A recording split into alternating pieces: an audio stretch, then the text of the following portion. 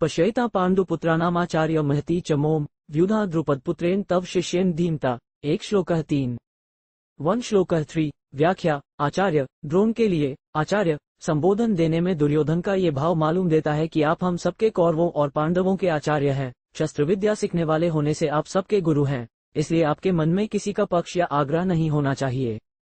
तव शिष्येन धीमता। इन पदों का प्रयोग करने में दुर्योधन का भाव ये है कि आप इतने सरल हैं कि अपने मारने के लिए पैदा होने वाले धृष्टद्युम्न को भी आपने अस्त्र शस्त्र की विद्या सिखाई है, और वह आपका शिष्य धृष्टद्युम्न इतना बुद्धिमान है कि उसने आपको मारने के लिए आपसे ही अस्त्र शस्त्र की विद्या सीखी है।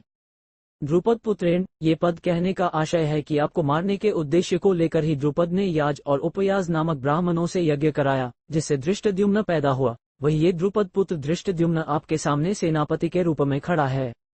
यद्यपि दुर्योधन यहाँ द्रुपद पुत्र के स्थान पर धृष्टद्युम्न भी कह सकता था, तथापि द्रोणाचार्य के साथ द्रुपद जो वैर रखता था, उस वैरभाव को याद दिलाने के लिए दुर्योधन यहाँ द्रुपद पुत्रेण शब्द का प्रयोग करता है कि अब वैर निकालने का अच्छा मौका है। पांडुपुत्राणाम एतां व्यूधा महती चमू पश्य। द्रुपद पुत्र के द्वारा पांडवों की इस व्यूहाकार खड़ी हुई बड़ी भारी सेना को देखिए। तात्पर्य है कि जिन पांडवों पर आप स्नेह रखते हैं, उन्हीं पांडवों ने आपके प्रतिपक्ष में खास आपको मारने वाले द्रुपद पुत्र को सेनापति बनाकर व्यूह रचना करने का अधिकार दिया है। अगर पांडव आपसे स्नेह रखते तो कम से कम आपको मारने वाले को तो अपनी सेना का मुख्य सेनापति नहीं बनाते, इतना अधिकार तो नहीं देते, परंतु सब कुछ जानते हुए भी उन्होंने उसी को सेनापति बनाया है। यद्यपि कौरवों की अपेक्षा पांडवों की सेना संख्या में कम थी, अर्थात कौरवों की सेना 11 अक्षौहिणी और पांडवों की सेना 7 अक्षौहिणी थी, तथापि दुर्योधन पांडवों की सेना को बड़ी भारी बता रहा है। पांडवों की सेना को बड़ी भारी कहने में दो भाव मालूम देते हैं। पांडव सेना में सबके सब योद्धा एक मत के थे। इस एकता के कारण पांडवों की थोड़ी सेना भी बल में, उत्साह में बड़ी मालूम दे रही थी।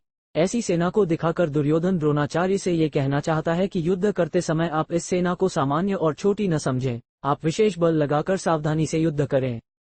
पांडवों का सेनापति है तो आपका शिष्य द्रुपद पुत्र ही, अतः उस पर विजय करना आपके लिए कौन सी बड़ी बात है। एता पश्य कहने का तात्पर्य है कि यह पांडव सेना युद्ध के लिए तैयार होकर सामने खड़ी है, अतः हम लोग इस सेना पर किस तरह से विजय कर सकते हैं, इस विषय में आपको जल्दी से जल्दी निर्णय लेना चाहिए।